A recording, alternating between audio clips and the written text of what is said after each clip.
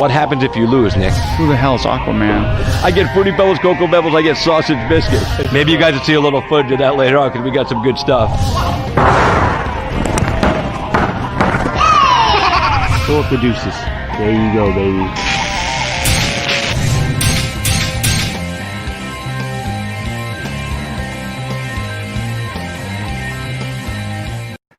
Hey, good evening, boys and girls. Welcome to Cape Side with Christopher James. I am Christopher James. Happy to be here with you on this super duper Thursday night, man. That's right, man. It's Thursday night, man, and we got a good show for you. I've only got one guest tonight, and the reason I only have one is because I want to chat with him, and there's a lot we got to unpack in our conversation. So I didn't want to rush the conversation with the guy. I want to talk to him and get in depth with him. I do want to tell you that the UFC is this weekend. Jeff Neal versus Stephen Thompson.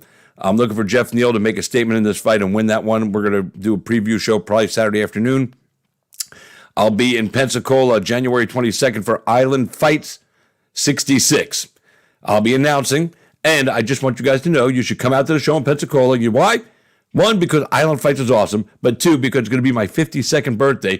It's the first time I ever had a fight night on my birthday. I'm pretty excited about that. So come on down and celebrate Christopher James' birthday on Friday, January 22nd in Pensacola, Florida, and we're going to have a good time. Now, tonight we're going to dig into Bare Knuckle Fighting Championship. We're going to talk to one man and one man only, like I said. This man is 2-0 as a Bare Knuckle Championship fighter, and in his last fight, which took place November 14th, he took on Noah Cutter. He got the win, but the story after the win is something we're going to talk about tonight. He, like I say, he's 2-0 at Bare Knuckles. So now that he's coming back from craziness, hopefully, sometime in 2021, maybe in March or April, we'll get to see him back after he, gets fully recovered. But I'm honored to have him on the show tonight, and I think I might be the first media outlet to speak with him since this all happened and since his recovery. So it's an honor for me. Guys, make sure you share this out on all your pages, all your fan pages, and everything else. Do me a favor, share it out. Tonight's show is always brought to you by Just Heart Apparel and Just Heart Apparel East Coast. My man, Andrew Sams, thanks for all you do, brother. Appreciate it. And now we're going to bring him into the show. He is the man himself, man. If you go look at his Facebook page too, I love his profile picture. He's up on a boat. He's got the yacht. He's got the American flag. He's ripping. He's pimping. And I love it. He's an awesome dude, and we can't wait to chat with him right now. So please welcome to the show for the very first time, Francesco Ricchi, joining us on the Cage Side Christopher James show. Francesco, welcome. Good to see you, man. What's going on, Chris? Thanks for that baller introduction. Hey, man. And when I say good to see you, that takes on a whole new meaning. When I say that to most people when they come on the show, good to see you. Hey, how you doing? It's like, hey, how you doing? Hey, good to see you today. And we're going to jump right in. So, guys, on the 14th of November, Francesco took on Noah Cutter at BKFC 14. He got the win. It was a good fight, back and forth. I mean, Noah took the first part of the fight, and then Francesco came back, and even with this injury that we didn't realize how severe it was, and he won the fight. He put on a hell of a performance. I know a lot of people were talking about it. And, we'll talk about the fight itself later on. But after the fight, Francesco had to go to the hospital. And I'm going to kind of just let him go ahead and take over and tell you in his words. But what I will tell you is he ended up in the hospital, ended up in a coma, medically induced coma because of a punch he took to the throat. But we're going to break it down with him in his words. So just, sit back, listen. Grab some popcorn, grab a beverage, and be ready because this is going to be a crazy story for you guys. So, Francesco, just go ahead and however you want to lead in. And, again, thank you for being here tonight, man. And, again, I'm happy to see you, man. Really happy. My heart. I'm going to cry a little bit. I get emotional with shit like this when it comes to fighters. That's how much it means to me that you're here with us tonight. So, Thanks, Chris. I'm happy to be here. The fight was Friday the 13th. And that's right. That night, I took that punch to the throat. It was pretty early in the first round, and it got a little bit better during the fight, which was why I was able to kind of pick up and get going and pull away from Noah in the fight. But as your adrenal glands start to go to sleep and everything starts to wear down from the fight, everything else that actually ensued after, like all the secretion that filled up my lungs because I had a fracture where my voice box was in my LaCroix. and the hematoma that was pressing into my windpipe, the after effects were starting to get worse and worse and worse to the point that one, I couldn't speak. I did an interview with Knuckle Knockouts after the fight, and you can kind of hear how my voice is a little fucked up. And two, I couldn't breathe. It was getting worse and worse and worse. And that night, I remember I was at the after party of the lobby, and I wanted to go out and I wanted to hang out with my friends, but more than anything, I wanted to eat because a lot of fighters know this, but fight day, you don't eat a lot. You'll eat a big breakfast, and then you'll eat 4 or 5 hours before the fight, and then the fight, you don't want to really have your stomach processing food. It's you kind of want to be on an empty tank, be as light as you can be. Not because of weight, but you'd rather your body handle as little tasks as possible. They always tell you not to train on a full stomach for a reason. So I was hungry as hell and I couldn't swallow shit. I remember that I was having a hard time drinking and I tried to eat some food and it was just not going down. I mean, I couldn't swallow. And like I said, it was getting harder and harder to breathe. So I said, you know what, let me go upstairs in my room. I'm just going to lay down and pass out. I'll wake up. Tomorrow's a new day. So my buddy that I was with at the after party, he says, well, like, what room are you in? And I'm like 2946. So he came up there and met up with me after. And as soon as I laid down to try to go to sleep, it was even harder for me to breathe. And the reason why is because my lungs were filling up with blood from the fracture. And when I laid down, everything kind of like flowed up. So I remember thinking, if I close my eyes down, now I might not be able to wake back up. So I got back up, and my buddy Pablo, he was able to convince me to go to the hospital, and he wanted to go with me. But I was thinking, I don't like to victimize myself, and I didn't want to ruin his night because he was there with his girlfriend. They had a room there at the hotel, so I'm like, you know what? I'll meet you in the lobby, because he wasn't taking no for an answer. I'm like, I'll meet you in the lobby, get your stuff, and we'll go. He says, all right, cool. So he goes up to his room. I haul ass down to my car, jump in my car, get on the highway. And I texted him from the highway saying, listen, buddy, I'm already on the highway. Here's my location, just so at least you know that I can make it to the hospital safe. Don't worry about it. Thank you for everything. And I get to the hospital. I get to Broward General, and it must have been less than 5 minutes from the time that I actually opened the car door, went up to the ER clerk, or the secretary that was there, grabbed the clipboard with all the paperwork, and I was walking towards the chairs that were in the waiting room, and I just passed out face forward into the chairs and pretty much knocked out. And that was the last thing that I remember, was hitting those chairs, and then I just woke up after a shitload of hallucinations, a bunch of dreams from the amount of drugs that they had me on.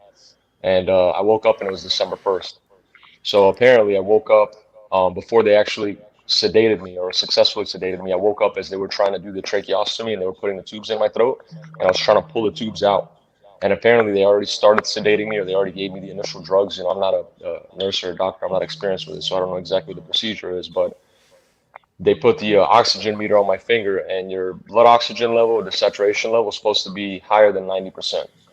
Anything lower than 95 is already low. Anything lower than 90%, you risk hypoxemia, and the first thing to get damaged is your brain. So when they put that thing on my finger to measure your oxygen saturation levels, I was at 78%. Wow.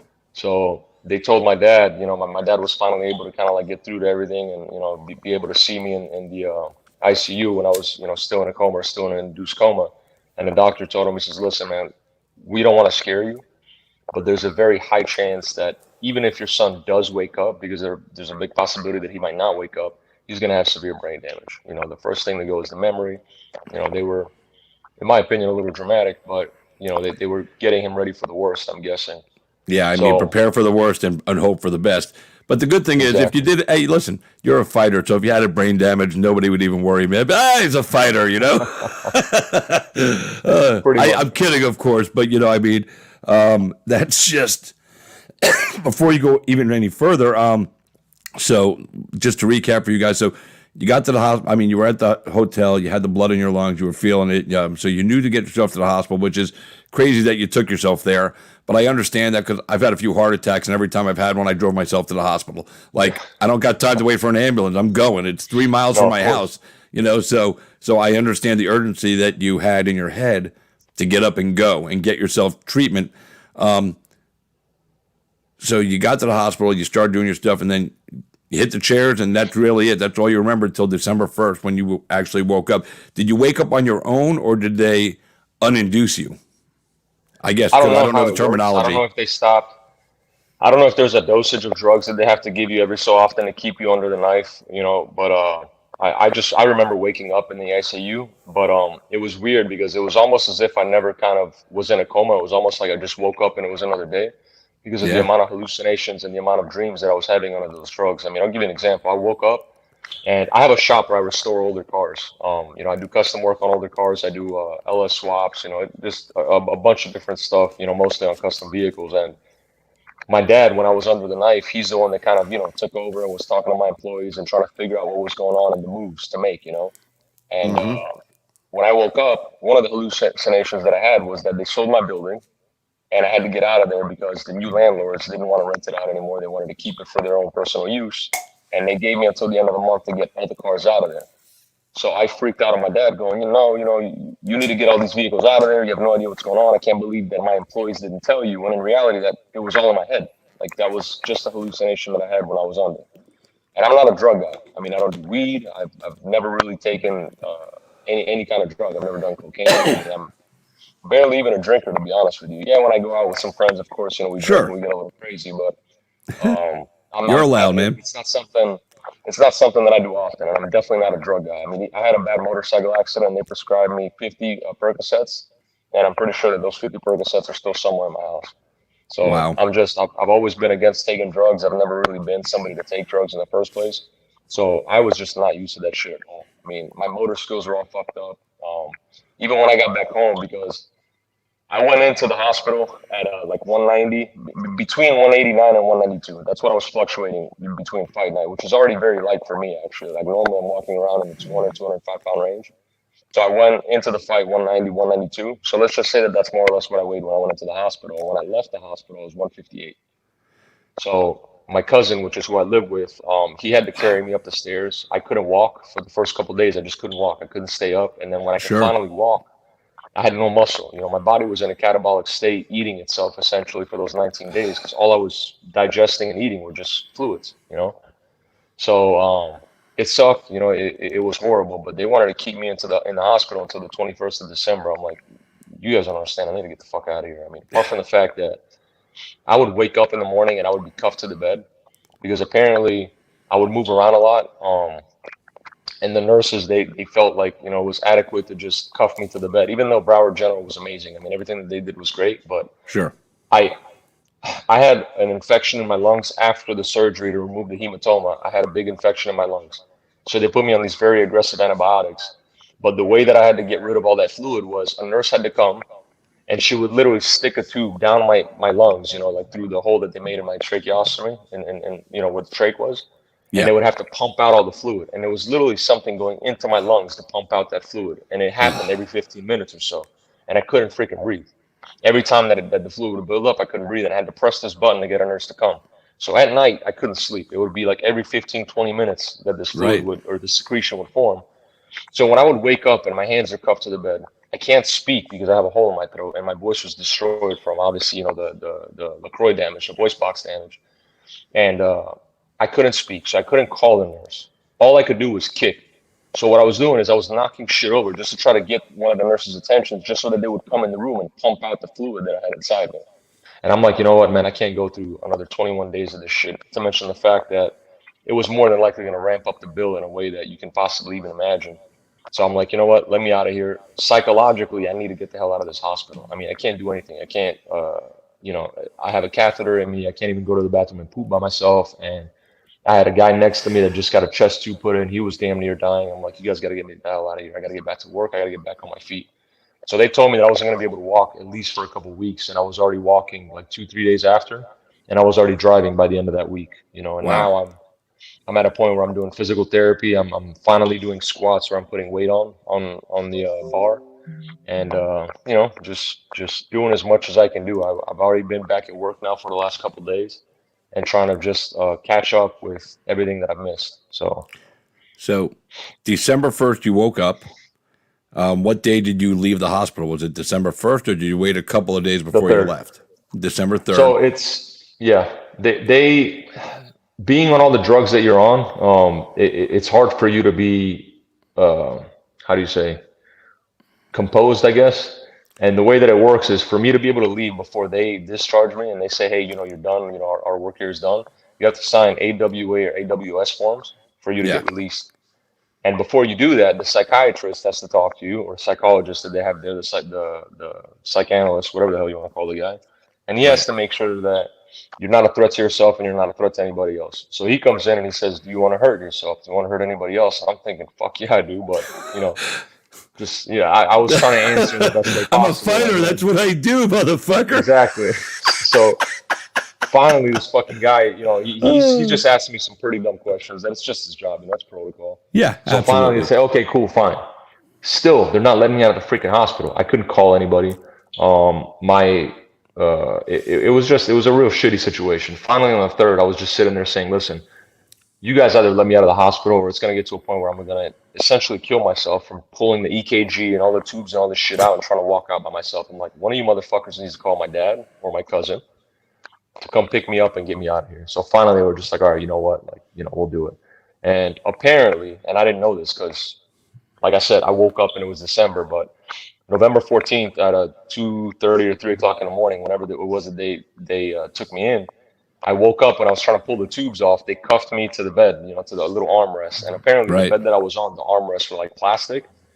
So then right after they induced me again and they injected me, you know, with whatever sedative that they were giving me to try to get me to, you know, go to sleep and just chill the hell out, I woke back up a couple minutes later and I was able to rip off that plastic thing and I started swinging it at the doctors. And I don't recall any of this shit. I mean, I remember waking up cuffed and struggling, but I didn't remember any of like me swinging the shit at the doctors. But the doctor goes, "Yeah, you actually hit me with that fucking thing." And I'm like, you know, after the fact, I'm like, "Hey, I apologize, man. I was probably in a state of shock or, you know, panicking because Yeah. I wake up and I've got these people sticking a tube down my throat, you know." When I got out, I mean, the trach hole, which is right here, Yeah. was the size like, you know, pretty much like this big. Now it's getting smaller little by little, but you know, I was in rough shape when I first got out. Now I'm still skinny as hell. I mean, if you look at my face, I don't look like what I did fight night. Yeah. But, you know, slowly You're but surely thin. getting You're better. thin, man. You're gonna be a Yeah. you're gonna be a lightweight from now on, I guess. Yeah, pretty much, man. Shit. Hey, man, it's crazy. So you get out of the hospital. Yeah, you're home. It took you a few days to get your bearings, to get your muscles moving the way you want to, and the muscle memory kicks in. So now you're able to walk. You're driving. What are the people like at physical therapy saying to you now? Because, I mean, you're probably ahead of schedule. I mean, most athletes heal or recover from different injuries and things of that nature faster than the average human being because you're always in shape and your body immediately goes back into repair mode, you know, boom, just like that. So, I mean, what are the therapists or the doctors saying right now about your recovery and the trajected track of it? So I neglected the physical therapy because the majority of what they wanted to give me was there in the hospital, so I would kind of have to stay there. So they wanted to give me the physical therapy for the speech, and then they wanted to give me obviously the physical therapy to kind of like, you know, get everything back in order and get my muscles back in order. And I kind of took that upon myself. So I didn't do any of the physical therapy with those Okay. doctors, but they didn't want me to leave at the time that I left. But I've never been very how do you say, I've never been very I don't know how you would say it. I apologize. English is my second language, but I've never No, been it's very okay, like man. calm as a kid. So I've always done some dumb shit, and I've ended up in the hospital probably more times than the average person. I fucked myself up in every possible which way you can imagine. Me and my buddy one time were trying to climb a building, and I fell off from the second story. This was actually when I was still overseas. And skiing, motorcycle accident, car accident. You know, I mean, me and my cousin actually I live with now. We grew up together, so we fucked each other up pretty bad. You know, just trying dumb shit. So I've ended up in the hospital many, many, many, many, many times. So every That's single crazy. time, it's always the same shit. You know, they want to keep you there, which is obviously it's protocol. They're trying to keep you as safe as possible. And they want to make sure that you don't pretty much cancel out all the work that they did. You know, Right. So I get it, Yeah. but at the end of the day, I know that I'm gonna heal fast. And the way I see it is, it's the same way with me as training. Your body's gonna adapt. You know, if you put your body through hell, and you say, you know what, today I'm gonna swim 50 laps, and then the next day you might be so fucking sore, but if you force your body to do it over and over again, eventually it's gonna get used to that workload. You know, Right. so I kind of force myself to do more every day. So That's crazy. So, and you know, I understand that too. The get out of the hospital mode. You know, like I said, I've had a few heart attacks, and the first one they made me stay in the hospital for like 8 days. But the second two, I was like, as soon as they did the surgery and put the stents in my heart, I'm like, all right, man, just tell me when you can take this needle out of my leg because I'm going home. I'm sleeping in my own bed. And the last one was the worst one because it was the first one I ever had in front of my wife, and she was right there and she freaked out. I died in the, I've died all 3 times, but I died like in the emergency room and before they even got me back and they're paddling me in front of her and I can't even imagine what she was seeing. But even then they got me all fixed up. I'm up in the room like a few hours later and I'm awake, I'm coherent. I'm like, babe, go tell the nurse we're leaving. She goes, you can't leave. You just had a heart attack. I'm like, babe, they fixed it already. I want to go home. I want to sit on my couch. I want to sit in my bed. I want to watch Chicago PD. And I just want to be left alone, But we stayed for a couple of days. And then I had to go back because I ended up with an infection in my leg from the site where they went in. So, I probably should have stayed. But, hopefully I won't have to do that ever again. The fingers crossed. But I understand why they, like you want to you're like me. I don't want to sit still. I've got shit to do, man. I've got life to live. And it's not, we're not guaranteed the next day. So if I'm awake and they fix it, let me go try to have that next day because I don't want to die in here. That's for sure,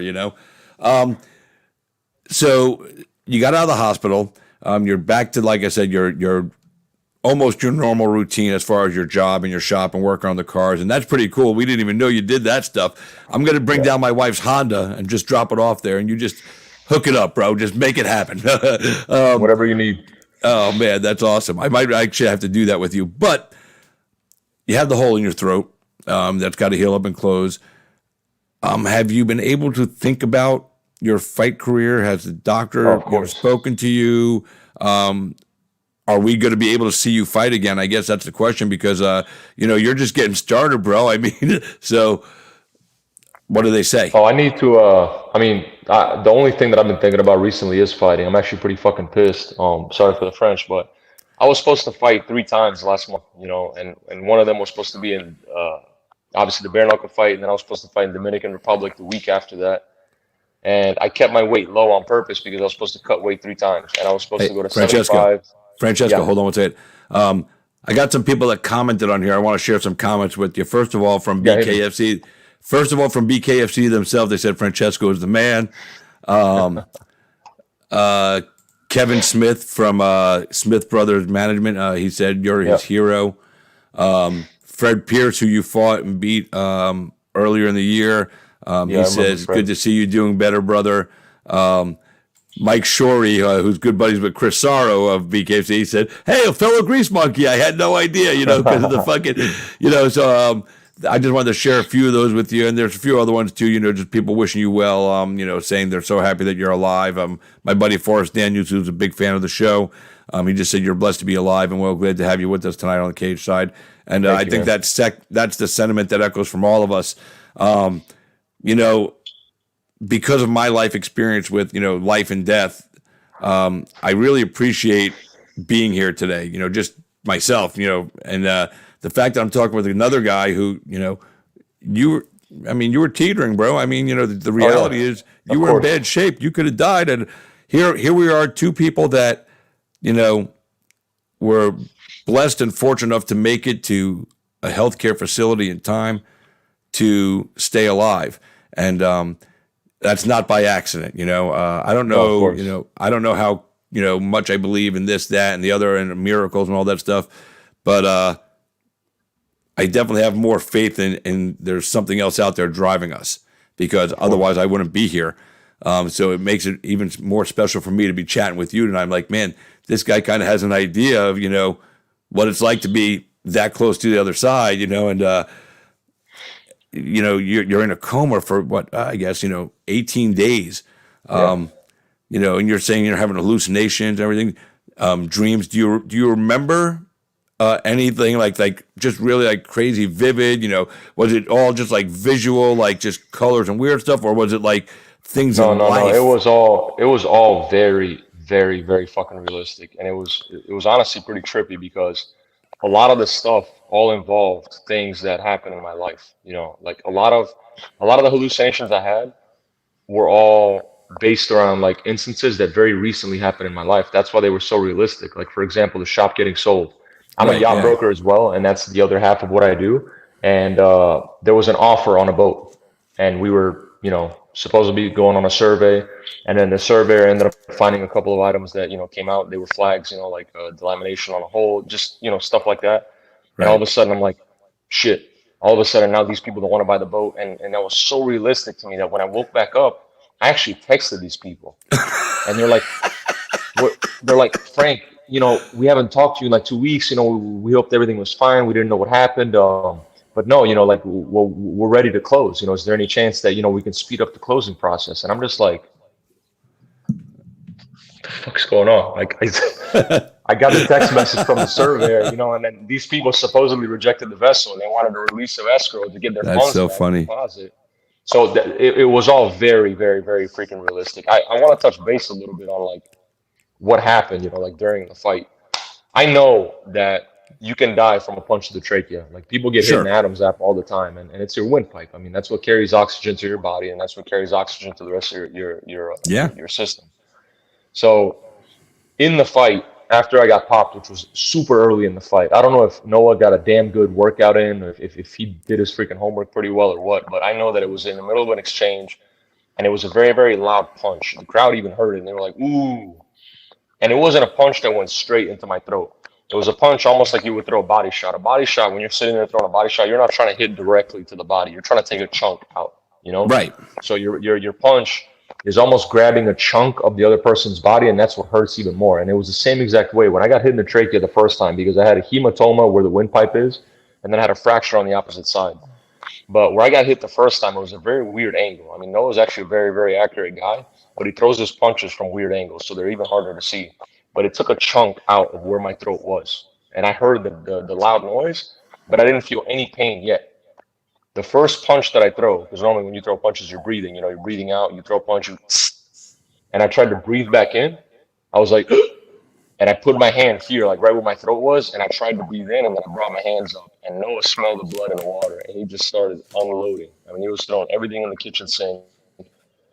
And I got to a point where, I don't know if it was the barrage of punches or what, but I got to a point where it was very hard for me to see. I don't know if I asphyxiated myself and I had no oxygen, but it got to the point where everything was blurry. And I got back up to my feet, and Mergliata looks at me and he goes, "Are you okay?" And I'm like, yeah, I'm fine. But I'm looking like angled off, and Mergliata goes, "I'm over here." And I'm like, no, I know, I'm looking at my opponent. And it was total bullshit. My opponent was actually on the other side of the cage, but I was having a hard time seeing. So the fight starts, and I'm thinking, I need to throw punches, because if I just sit there and shell up, one, Noah's going to eat me alive, and two, Mergliata's going to stop the fight. But nothing, like no composure, no footwork, like my feet felt like cement bricks. And I was just thinking, milk it, just be able to keep this guy off you long enough for you to at the very least recover. So then I got hit on the other side of the throat, and then I'm just sitting there trying to like back away and trying to get away from him, and he hits me with a very clean shot right to the nose, and I just go down. And then I, get back up, and I'm like, fuck, man, I don't know what the hell's going on, but I just can't breathe. I can't breathe. I'm sitting there trying to breathe in, and it feels like somebody's got a wet sock in my mouth. And I finally make it to the corner, and when I'm in the corner, my coach puts the towel in my face. He's putting the wet rag in my face, and I'm like, Mano, get away from me. I can't breathe. I need to, I need to clear my esophagus out or my windpipe out. I'm like, give me some water or something. Let me swallow something. And as soon as I swallowed, it got a little bit better. And I could breathe in, still not a full lung of air, but I could at the very least take in oxygen. So I'm like, all right. As soon as Mergliata says toe the line for round number 2, I could already like start to see again. Everything kind of came back. My wits came back about me. My feet were there. And I remember thinking, okay, breathe in, exchange, and then get out. And then same thing, breathe back in, you have a little bit of air, get in the pocket, exchange, and then get out. And maybe 20 seconds after that, I don't know if my adrenaline kicked in or what, but everything started to kind of go my way. And I finally started keeping Noah at the very end of my jab, and I started angling out and just countering him whenever he was coming in, which was my plan all along. And that's when I started to butcher his face up. And then I saw that all his big punches he was missing. And even the punch that he landed, I kind of rolled with it really good. And I saw his demeanor kind of change. He's like, fuck me, man. This guy, now I emptied everything I had to try to take him out, and now he's coming on strong. And I just kind of saw him starting to breathe heavy. So as soon as the third round starts, man, I knew I had him. But he's a tough motherfucker, man. Noah definitely, he hits hard. He's very accurate. And that punch to the throat was the worst feeling that I had. But I never had any quit in me, man. Every time that I post a fight picture, every time that I post a picture after weigh-ins, my motto is always kill or be killed. And it's true.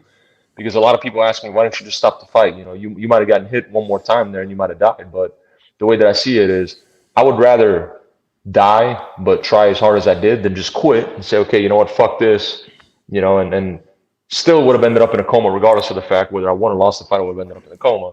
But now it's on record that I quit, and I myself know that I quit. When I had consciousness about me, I could have kept fighting, but I decided to say, no, you know what, the pain is too great, regardless of the fact that it's a shot that's not necessarily legal. You can't get punched in the eyes, you can't get punched in the throat, but it's something that not me or Noah really had control over. It's not like I was staying perfectly still and he decided to punch me in the throat. No, me and him were moving, we're swinging.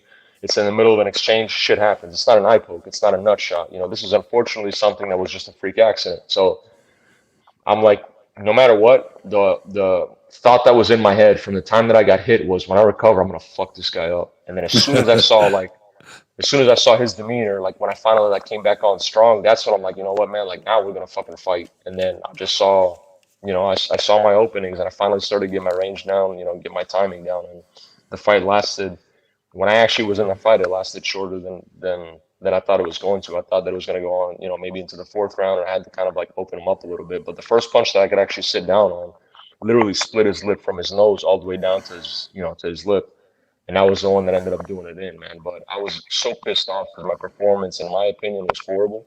And I had to rely, obviously, on grit. But thankfully, I have that I can rely on it. But there was never any quit in me, man. I was never going to quit. If you separate me from consciousness and I'm just knocked the fuck out, it is what it is. Yeah, that'd be right. But as long as I can keep breathing and I can keep going, man, I swear to God, I'm not gonna quit.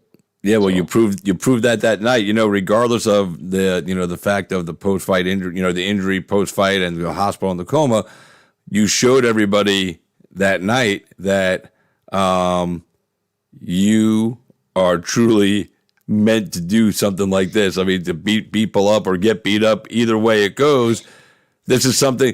Listen. There's so many guys that say they want to do this or say they can do this, whether it's MMA or boxing or now bare knuckle fighting. But the reality is they're lying to themselves. Exactly. Look, if I get called out in the street and I have to fight, I'll do what I have to do. Probably get my ass kicked, but that's all right, man. You got to do what you got to do. But even if somebody walked up to me and offered me, $5 million to stand in the ring with Mike Tyson or Roy Jones Jr. or you. I mean, I'm not doing that shit. Not $5 million, no, because I know that I'm going to end up dead inside that ring or that octagon or that cage, and that's not.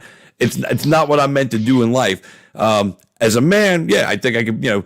I'm like every guy. I'm walking down the street or I'm walking the mall. I see a dude walk by. I'm sizing that motherfucker up, going, yeah, I could take this motherfucker. I'm lying to myself, man. Let's just be real. I'm talking shit to myself because that's what men do. The fact that you can go in there and fight the way you did, and you took a beating, and then you came back from a beating and you gave a beating and you won a fight. And then, in boxing, a little different.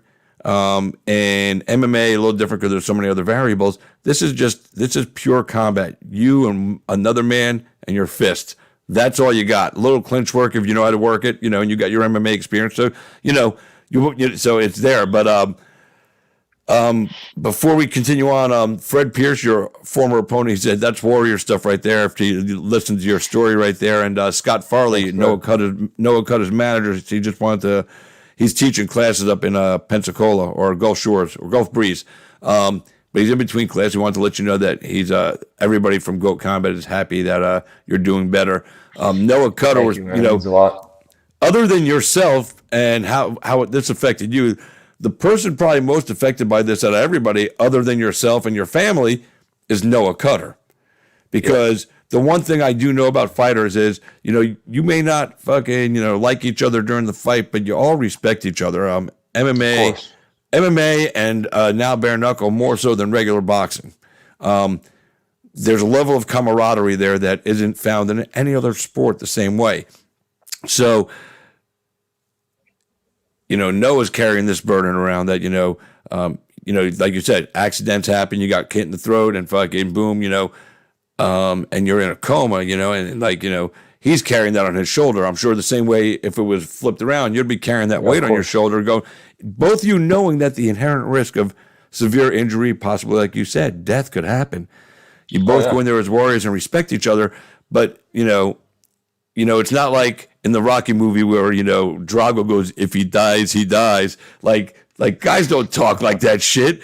If it was flipped around, I can only imagine how much it would hurt your heart and your head knowing, how injured this kid is. So, I know for a fact that that's how he felt about you. And I'm sure, hearing how you're doing, probably other than your family, and your closest people, the person probably most concerned was Noah. And I just wanted to let you know, he's a good kid. He's very respectful, man, and I had a lot of respect for Noah before we even fought. He approached me at the media day, when we did the press conference, and he had respect for me. I had respect for him. I knew he was coming game as shit. I mean, I could see it in his eyes that he trained his ass off for this fight. But when I fight somebody that I don't like, I enjoy it a little bit more because you don't need to worry about the outcome, And I know that this guy, it's not just we're in a fight, obviously he's trying to win and he's going to try as hard as he can to beat me in this competition. We're trying to fuck each other up. Like in a fight with somebody that you don't like, and there's been a lot of words exchanged, like, it's happened to me in the past. I never get into like these social media wars, but don't think that I don't know what you've said, because somebody that knows the both of us, right? A mutual friend or a mutual training partner, or somebody that at some point, knew the both of us. Somebody in the media, somebody's going to share it to you. I'm gonna see it, man, and it's happened in the past. And this particular person that I'm talking about, right before the fight started, he wanted to sit there and touch gloves, and I'm like, this is a fight.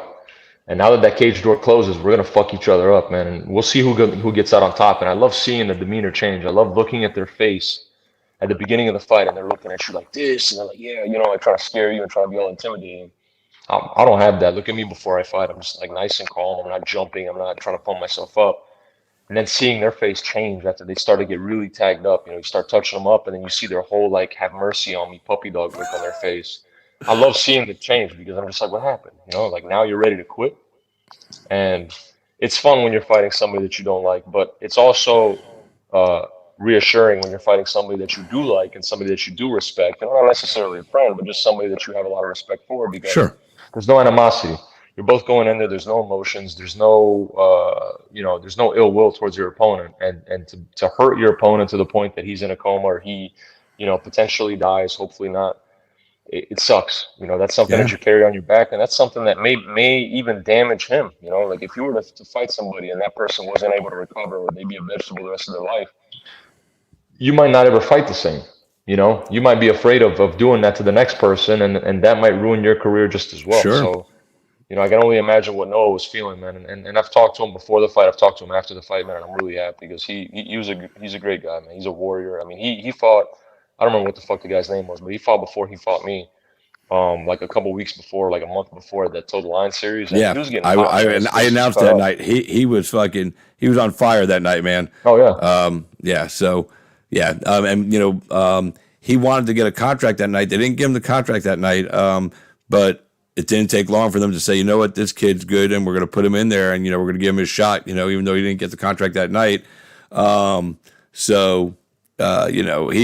good. He'll be back. And I think what you alluded to, it would change the way he fought. I think now that he knows you're okay, he'll probably be able to breathe and refocus on fighting again. We started to talk about it, and then we got sidetracked about a few other things on it, but. So what is the real trajectory, the real deal timeline that you think you'll be able to come back and compete again? They told me to wait 4 months before I had any contact, obviously, because that area is a little tender and delicate where I had the surgery. But I'm already in the gym. I mean, yesterday night I went and hung out with Romero. He was training. So I'm already pretty much back in the gym. I'm probably not going to spar until maybe January, but being honest with you, I don't think I've ever gotten hit in the throat. I'm not going to grapple because if I get guillotined or if I get rear naked choked, that's going to put unnecessary pressure on the trachea. And the way I see it, I'm probably going to fight bare knuckle or boxing or MMA in March. I mean, I'm itching. I'm pissed off that I couldn't fight this last weekend at Global Legion when I was supposed to fight. Right. But the itch is there, man. I've always been hungry. And I always say this to my training partners, in the back, right before they walk out. Enjoy these next 10 minutes or less that you're going to fight, or 15 minutes or less that you're going to fight, because this moment only comes around once every couple months if you're lucky. And look at the shit we went through this last year with COVID.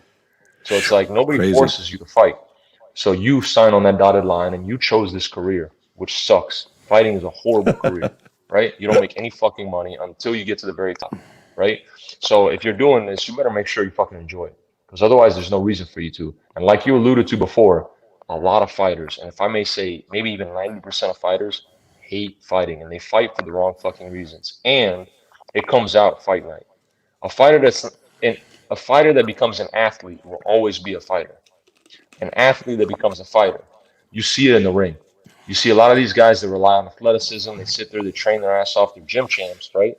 And they may even have a bunch of knockouts on their record. But as soon as they face a little bit of resistance, a little bit of adversity, they quit. They don't want to be in there anymore. They're not willing Yeah. to take damage to give damage, and that's what makes a fighter. So a lot of these guys in the back, they're sitting there, they're so nervous, they're freaking out before the fight starts, and that's where you see who really is a fighter and who's not a fighter. You can't lie to yourself in the ring. So I always tell everybody, I'm like, dude, don't lie to yourself, man. If you like being here, enjoy the shit out of this moment. So I wanna get back to that now. I mean, that's my drug. That's what a lot of people don't know this about me, but when I fought Fred Pierce, I worked a 9 to 5 that day because I have to work 8, 9 hours every single day, sometimes 10 hours. Sometimes I work even 80 hours a week. Yeah. So me training, I have to work extra just to be able to support myself because I don't really have any sponsors. Just to be able to pay for everything from gloves, because gloves go bad all the friggin' time, your nutrition, everything else, shirts, this, that. I drive to Kendall. I live in Fort Lauderdale, but I drive to Kendall to train. So that's an hour away every single time. Or I go to Yep. ATT in Coconut Creek, which is also another 30 minutes away. I need to work extra just to be able to support my life, to be able to train. And when I train, I'm still working every single day. And then I take off, I go train, and then I'll wake up early in the morning, and then I'll go either run on the beach or I'll do weights in my garage. So for me to go through all that just to be able to fight, I better fucking enjoy it. Otherwise, what am I going to do? You know? Yeah, no, I think we've come to the conclusion, watching you fight and seeing the way you go, that you do enjoy it. The fact that you're pissed off right now that you can't fight, even though you just had your whole throat thing, you're like, fuck it, I'm good. I can stand up, I can fight. Which, by the way, take the time and heal, bro. I know everybody's telling me that. And it's not because we don't want to see you fight. We want to see you fight, but we don't want to see you make this worse. So let it heal, get some clearance, and then go fight. Because you know what? Whether it's in March or June or July, there's always going to be somebody out there that needs to get their ass kicked, bro. I mean, at the end of the day, people out there, yeah. Yeah, and but the good thing is you get paid to do it. Elvin Brito from BKFC, he said you are his spirit animal. I'm a fan of Brito, man. I talked to him in the back because he's a crazy dude. That one. He's a beast, man. He had a bunch of goats out in Puerto Rico on it, like he literally bonks head with goats. Man. Like he's a fucking lunatic, man. His fight, he's a very entertaining fighter, especially a BKFC fighter to watch, man. He came up to me when I was in the back because I was in the locker room, and I'm like, fuck, man, I lost that fight. And my coaches and my cornermen are looking at me like, are you stupid? Like, you won. And I'm like, no, man, I lost. That performance was horrible. And it was ironic because I told myself at the press conference when I don't remember where it came out of, but it was like, fight of the night or performance of the night. I'm like, I'm not here for fight of the night. Me telling you right now, days before the fight, that I'm here for fight of the night, it means that I'm admitting to you right now that I only trained as hard as my opponent did, or my opponent is going to be as good as I am. Because for you to have fight of the night, it better be a close fight. Like, I'm not here for that. I'm here for performance of the night. I'm here to really get in there, fuck this guy up, and get out. And it's not because I'm afraid to get hit. I don't really like necessarily. Of course, nobody wants to, but it's because I don't think that my opponent's on my level. And ironic as shit is that my fight ended up being fight of the night. And Elvin Brito comes up to me in the back and he looks at me and he goes, "Dude, what are you, crazy? You won." He says, "One way, in some way, shape, or form." He says, "It wasn't a decision. You knocked the guy out." He says, if you literally went to a decision and you got dropped, the 2-3 times or 4 times in a fight, and you won by decision, you're like, "Oh, I didn't win that fight." There, you'd have something to say. But if you won by knockout, he says, "What are you even saying, dude?" He says, "The shit happens, and you found a way to persevere." And I'm like, it was great because I'm a fan of Brito. So to hear him come up to me and say that, man, it was really special, man. So I like that guy a lot. Yeah, he's good people. So let's see. What are the other comments? The champ, the heavyweight champion of the world, Joey Beltran, said he's so happy to see you. He's so happy to see you doing well. I can't wait to see him back in the ring, man. Yeah, he's it looks like he's going to be fighting Sam Shoemaker for the Shoemaker's going to fight him for his title. And then we got Josh Burns taking on Mark Godbeer, I guess is what they're going to target. Oh no shit, he's already getting back in there. He just won. Who? Burns? Burns, yeah. He Yeah, just beat Sorrow, right? Yeah. Round two, 25 seconds in or something. I mean, I had him on the show the other night, man. What a good guy to talk to, man. This guy is smart, and he's such a large. He's a large human being, man. He's just a large human being. So my buddy Forrest, he said he wants to know what is your best moment that you remember in the ring or in the cage. What's your favorite moment of your career so far? When I was fighting the guy that I told you that I didn't really like, I'm not gonna bring his name up because now we're cool, but he talked a lot of shit before the fight, and seeing him quit and turn into a bitch in front of me and in front of everybody else when I was laughing at him, that's probably like the best moment because I just felt so comfortable. Was it an MMA fight? Yeah, it was an MMA fight. Was it in 2019? I only had 2 MMA fights in 2019, so I'm not gonna say anything. But I'm looking at your topology. I'm trying to narrow it down and go, who the fuck? Nah, I'm not gonna put the guy out because I like him now. Hey, after everything happened. Did I announce you at Combat Night in 2017? Probably. You beat Ronald Ferrer? Yeah. I don't remember. I gotta go look. I gotta go look that up and see if I did that event because I think I was doing an event for them. Yeah, I think at you the did. time. That's awesome. So that I actually fought back to back like within a month's time that time, and I had a staph infection when I fought Ronald Ferrer. Yeah, because you faced Ricardo Oliveira in June, and then a month later, actually 2 days less than a month, you fought Ronald. And then you fought Cham Delva, and then you fought Chaco Trinidad, and you fought Levant, Fred Pierce, and now Noah Cutter. So a lot of these guys, man, like I've always had a lot of people pull out last minute, and in the amateur scene it happens all the freaking time. But oh yeah, I know. I've always had last minute pullouts, man. My first pro fight was also a pullout, a last minute opponent change, and then my bare knuckle fight, the first one, wasn't last minute, but it was still, like 2 weeks out or 3 weeks out, it was a pullout. So I'm always thankful whenever these guys step in. I'm never going to be an asshole to them unless they're choosing to be assholes to me, because it's like, dude, you are the reason why I'm fighting right now. Because if it wasn't for you, I wouldn't be able to fight. I would throw my training camp in the trash, which is the worst thing that could possibly happen. So yeah. So we're talking about excuses, and people pulling out amateur fights. Daniel Donaldson and Richard Cox and Mitchell Shamali, of course. All from Combat Night. I love Mitchell. So Daniel Donaldson posted up something yesterday, and I'm so glad we were talking about this because you brought it up. People pull it out. And Daniel does this thing sometimes to go on this segment of Wednesdays, bitch assness. I just had a fighter tell me he couldn't fight this weekend because his girl is on her period and she's tripping. Are you shitting me? No. You're kidding. So when I fought Cham Delva, me and Yoel just got back from Australia 2 days before that. And I had to cut 19 pounds in a day. And I did it. And That's crazy. That was after a 27-hour flight, 16 hours of jet lag. I didn't sleep the night of the fight, and I still stepped in there and fought because I told Mitchell I was going to fight that. Fuck yeah. I don't know who this fighter is that made that excuse, but my God, let me tell you something, man. You shouldn't be fighting. Work at Comcast or something. If you're worried about your girlfriend tripping on you because she's got her monthly visitor, there's 2 options. Tell her I'm doing it anyway, or go get her a half a gallon of chocolate ice cream and turn on some Netflix and drop her on the couch, give her a kiss, buy her a flower, and then go fight anyway. She'll be so, chocolate, she won't even know you're gone, bro. She don't give a shit about you during that shit.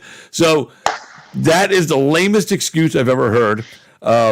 But it's the funniest one I think I've ever heard. I mean, it's or he can go to fucking T-Mobile and fill out an application because he's not a fighter. I mean, if that's no. You can't even go to T-Mobile, dude. You got to go work at day labor, dude. You're not even smart enough to do the T-Mobile or anything that requires you to have any kind of decision making in your life, because you've obviously said that you can't make any for yourself because your girlfriend who's menstruating decided that you're not fighting. She's tripping, so you staying home.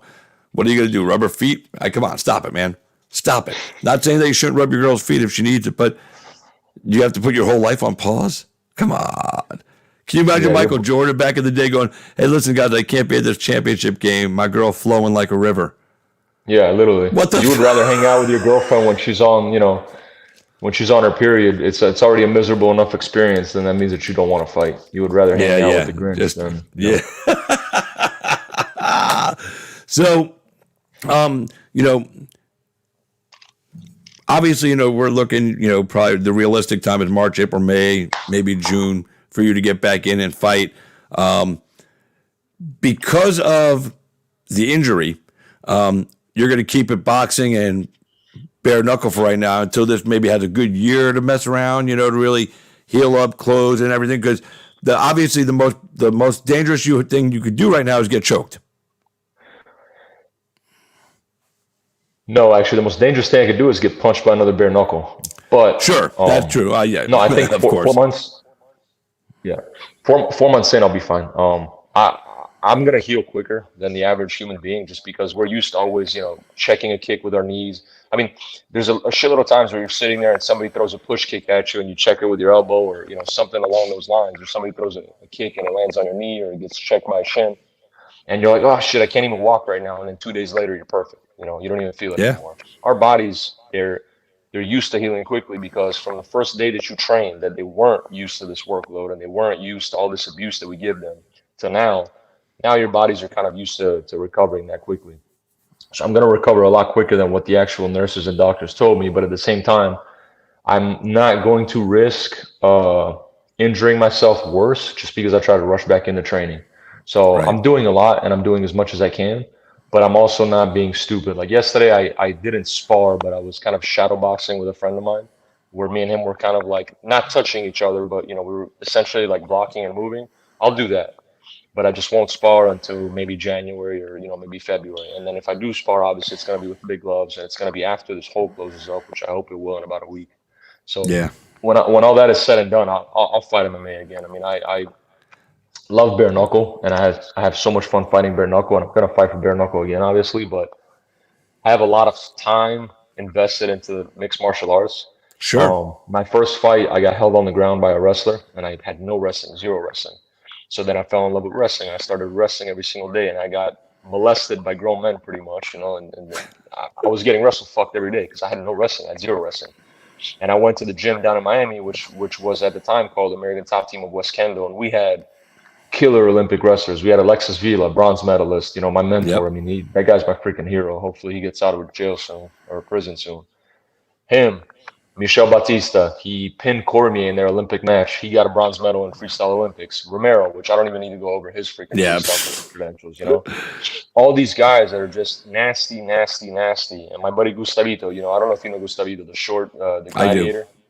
So he's a Greco-Roman Olympic wrestler. I mean, all these guys that have all these credentials, and they were all fucking me up, all of them. Even Vila at 35 was just sitting there like, and I instead of how do you say, being repulsive towards wrestling, I finally came to the point where I'm like, you know what, man, just bury yourself in it. Don't go to any striking classes. Don't go to any boxing classes.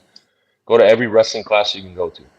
You got to get stronger. This is the mistake that you're making, and I literally took it back to day one, to something as simple as just shooting a shot, and going from there. And then I realized, hey, my legs aren't strong enough. I need to do more squats. And then little by little, I started getting better, and I started taking people down. And they're like, what the fuck? Frank took me down. How the hell did that happen? To the point that now I love to strike. I mean, my style of fighting is like, I want to actually like hurt my opponent, make it interesting.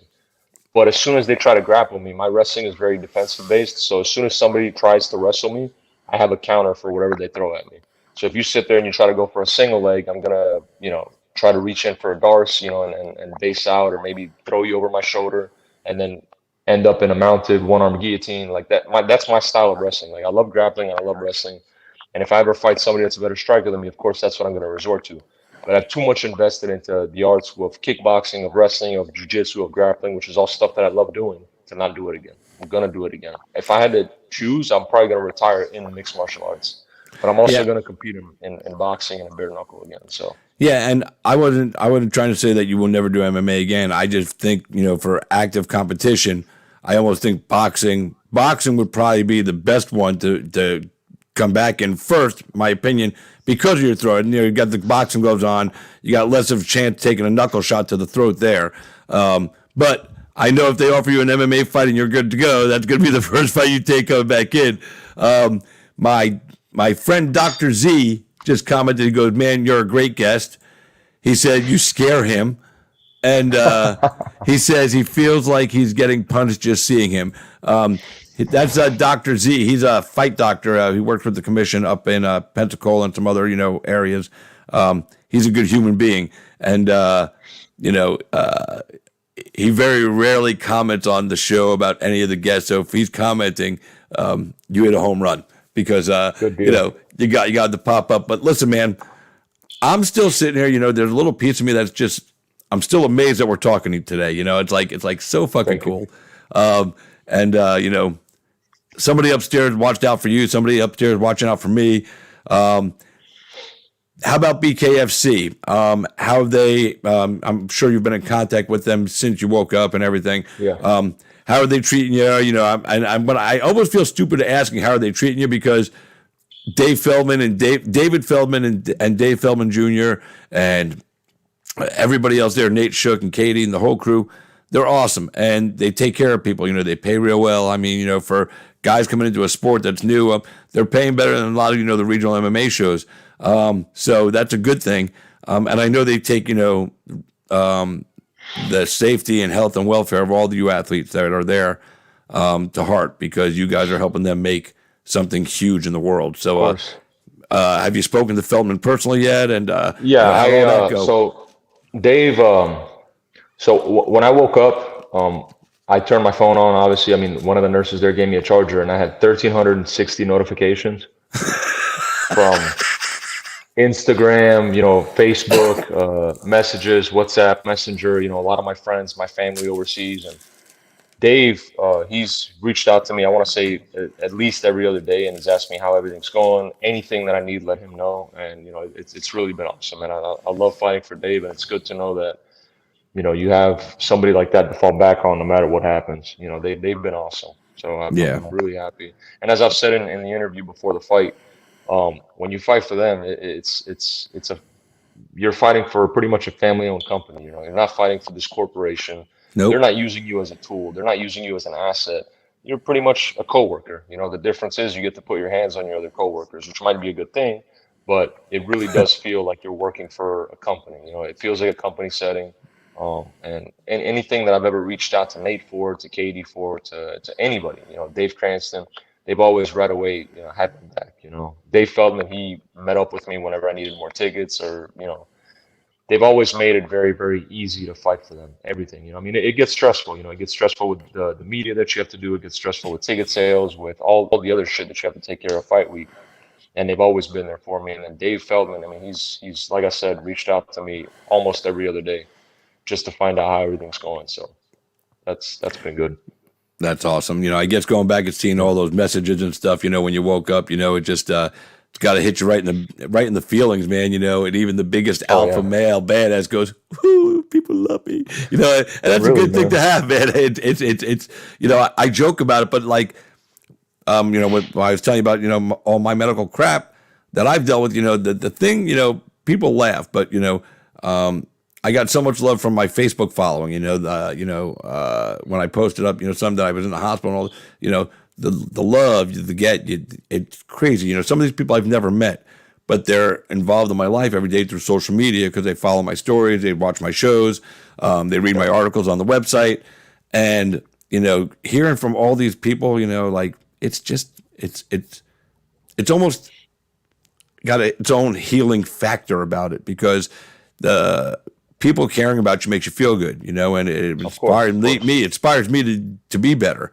So, when I'm feeling down and I'm sick and I get, some love from people, I go, I got to get off my ass and get over this and get back to life, No, of course. So I can imagine 1,300 some odd notifications, man.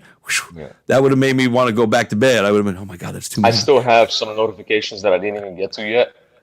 And it's been, some time from the first, but it felt good because in many aspects, I'm a piece of shit, and I say that because I'm very honest with myself.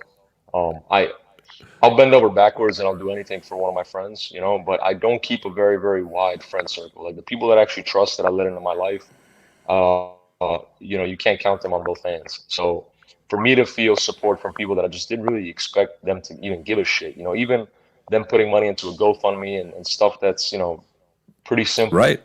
Um, as far as leaving a message and trying to reach out to my parents to make sure that they're fine and knowing if they need anything. And I've had so many people bring me food that I've almost had to throw food out. I mean, every single day I've had 2 to 3 people come over and they're like, I need to see you, I need to see you, I need to see you. So that really felt good because, like I said, man, I don't trust too many people and I try to take care of everything myself because I hate being a burden on people. Yeah. But when I'm in the situation where I can't even move, it felt good. It was very reassuring, and I was kind of alone by myself in this house, for 2 weeks before I could even walk Yeah. or at least a week before I could walk and do stuff by myself. So it was very reassuring. I'm glad that people are reaching out to you. And, maybe that will, maybe this experience will help you in that aspect of your life where you just said, you don't trust, you keep a small circle. Maybe, maybe you'll let it, one or two more people, get a little close and hang out, become part of the circle. Oh yeah, It's, but just one or two, bro. Don't overdo it, man. Baby steps, bro. Because no, of course, you let the circle get too big too fast, all of a sudden it's a shit show. Fucking, I've seen it happen to people that are like, I'll let a few more people in. And all of a sudden it's like, why the fuck did I do that, man? I was like, they're like, I don't like people in the first place. What the fuck were they thinking? I'm like, you did it, bro. Fuck it. That's the way it works. Well, listen, man, we've been on for an hour and I don't want to keep you any longer. I know you have long days and everything, but, again, this is going to go down for me as one of my, most memorable favorite interviews because, the content that we shared tonight, man. And, it's an incredible story. I'm glad that you came on here to share it with all of us. And we're all honored to hear it. So many people were in your corner. I'm one of them. And thanks, Chris. That's just nuts, man. Like, wow, it's blessings to you, man. Thank you, bro. And I'm going to tell you this too, because before I forget, when people go through an experience like you did, near death, and I had near death, don't be surprised if somebody walks up to you after hearing your story and says, do you mind if I put my hand on your shoulder? That freaked me out when somebody did that to me. Like, they walked up to me after hearing about my second heart attack and they said, can I put my hand on your shoulder? I was like, why? And they said, because you were gone and you came back. There's something about you that, says to me, I should put my hand on my shoulder and, it'll help me be better in my day. And I'm like, all right. But I've had people do weird stuff like that because I've died and they feel like, that me being here is a message from God. And, and some people have to do that. Like, they have to touch it to make it real for them. I don't know. I don't let everybody touch me, but periodically, no, because it's weird, man. Like, I've been at fight events, and people that follow my social media that I've never met, and I don't know everybody that follows me, come up to me and go, hey, man, I'm so and so, and I follow you, and I've been following you for years, and I love your work as an announcer, but I'm more interested in your story of recovery and near death, and I'm like, okay. And they say, would you mind if I put my hand on your shoulder for a minute and share a moment? I was like, all right, go ahead, man. I don't even argue about it anymore. I just go ahead and do it because it's not about me. It's really about somebody else. So that might happen to you. So be forewarned and accept it with glory because I figured out that it's not about me feeling a little uncomfortable with somebody touching my shoulder. It's about me trying to let somebody feel something that they need to feel that day. And let them have that moment because they believe that being around people like you or me or others that have, gone down that road gives them something in life that they can hold on to, hope, motivation. I don't know. Oh, yeah. So I'm just throwing that out there. It's weird, but it's like the first time somebody ever asked me to take a picture, when I started doing fights and I'm on TV, and I'm like, don't take a picture of me. Go take a picture of the fighter, man. Like, my boss yelled at me, he goes, if a fan comes up to ask for a picture, you take the fucking picture. All right, fine. So I didn't know, it's like, it was awkward. So, a lot of it is too, man. There's people that are on the brink of quitting. They're way down because they had, who knows what they went through, miscarriage or losing their job or potentially losing a family member or getting divorced or getting dumped. And more than likely it happened all at once, when it rains, it pours. And they're on the brink of quitting. They're on the brink of saying, you know what, fuck this, or relapsing into a drug. And Yeah. seeing something like you surviving after what you went through is hope. You know, it makes them realize, you know what, man, maybe my situation's not that bad. You know, I went through a lot of shit this last year, like a lot, Yeah. medically, a lot of Yeah. shit. And I don't really speak about it a lot because I don't like to make excuses or victimize myself. But even me, compared to some other people and the shit that they're going through, it's nothing. So before you start complaining and saying, "Oh, you have no idea what I've went through and I could," no. There's people that they're almost paralyzed. They have multiple herniated discs in their back, and they're taking the fucking train to go to work every single morning because their family needs that money, Yep. right? And they have a son that's potentially a drug addict, you know, and they're sitting there just paying just to support somebody they love, and they don't know what to do, and they're stuck in that abyss. At least me and you are healthy. Yeah. We can go to the store right now. We can go to a restaurant with your wife, my friend. You know what I'm saying? Like we have that freedom. We can do what we want. Some people are literally stuck in a life that they're gonna have to be stuck in for the next 10 years, and they have to do that.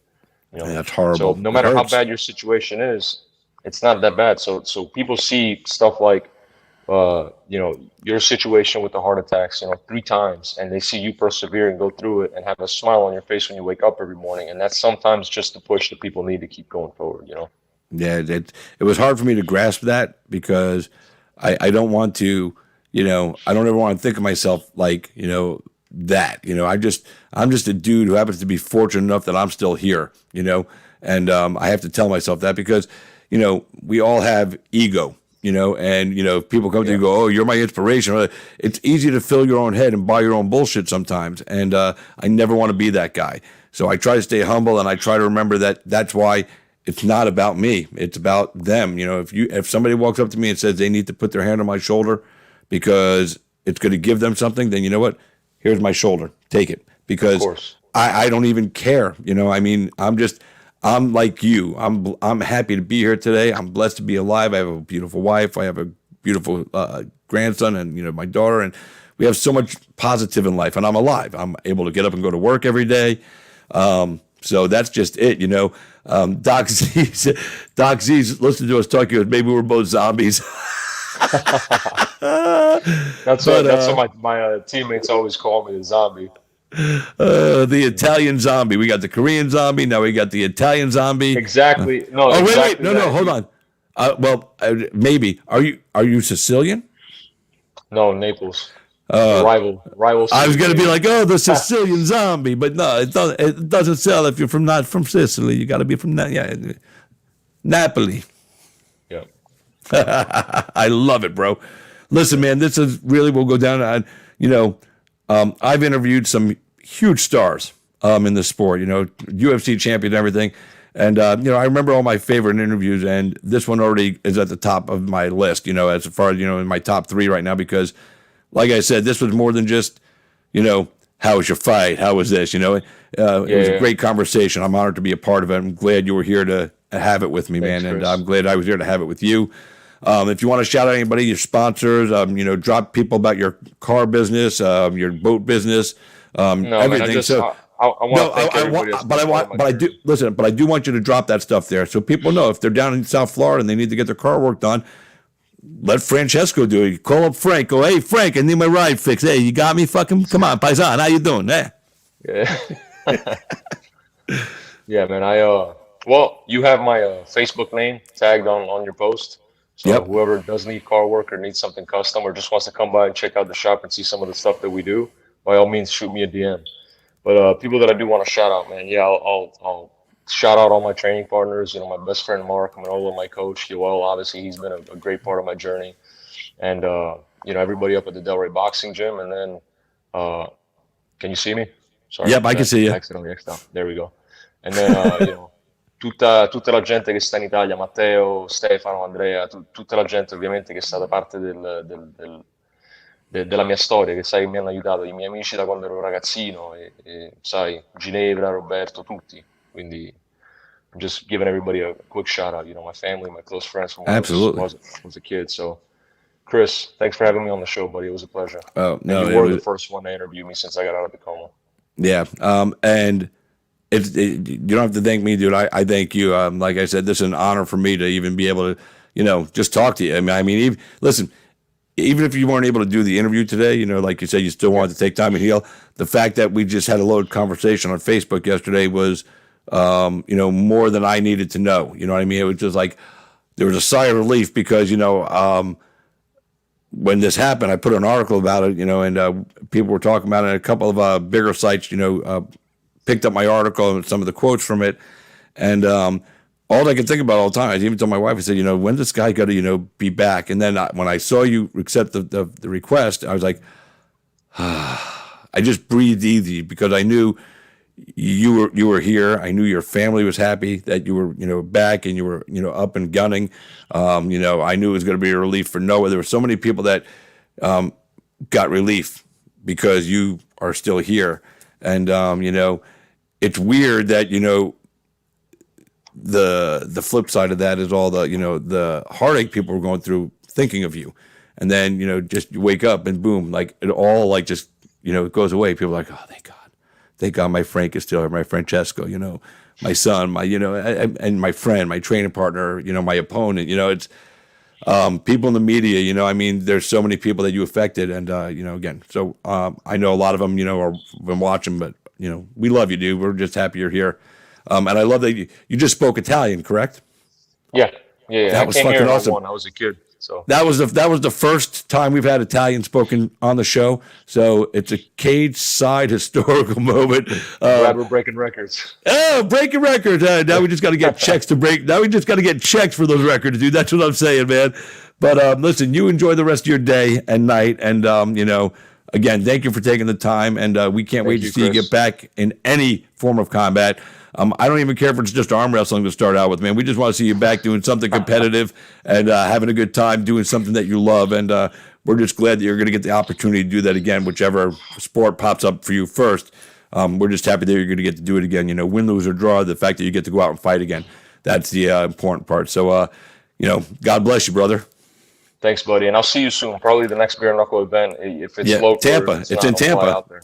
I'll go out there. Well, no, there's I think they're going to England for Toe the Line, and then February Super Bowl show is here in Tampa because the Super Bowl's in Tampa.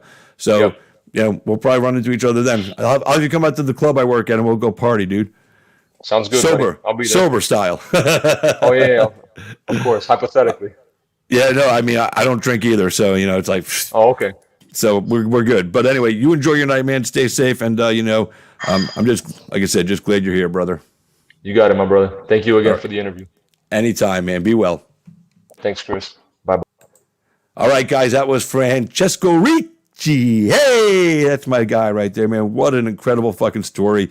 There was a couple of moments when he was talking, I almost was going to cry. I had to kind of hold back because it's so inspirational. I mean, what he went through, you know, and it's such a crazy thing to happen. You know, I mean, these guys go in there, like I said, knowing that there's things that could happen in a fight that could injure them, disfigure them, permanently take them out of their career, and possibly some of them could die. I mean, we've seen it happen in different sports. And they still go out there and do it anyway. It takes a special kind of human being. I mean, that's all I could say about that. You know, for you guys that just tuned in late, go back and watch the whole interview. It was incredible. Some really good moments, and you know, it's all in his words. You know, I've rarely prompted for a question, more made commentary along his conversation. Asked a few questions, but you know, it's his story to tell. I'm just glad that he chose us to tell it here, and you know, honored that we were the first interview he did since he woke up. I'll always cherish that memory and honor it because you know he could have went to a bigger media outlet, but he said it was cool with me, and that means the world to me. So. That's it for today, guys. I'll be back on Saturday afternoon with a UFC preview show, the final UFC event of the year, I believe, if I'm correct. I think that's right, yeah. And don't forget, Island Fight 66 in Pensacola, January 22nd, my 52nd birthday. Come on out and party with us. That's it. We got to get out of here, guys. So thank you so much for being a part of my lives today, and allowing me to be a part of your lives. You will never know how much that truly means to me. I can never truly quantify it in words, but just know it's right here. Until next time, ladies and gentlemen, thanks so much, and we will see you soon. I am Christopher James. You've been Cateside. Good night, everybody.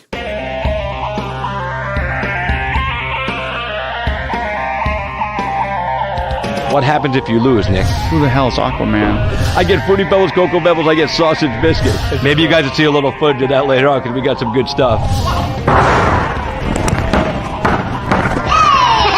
Throw up the deuces. There you go, baby.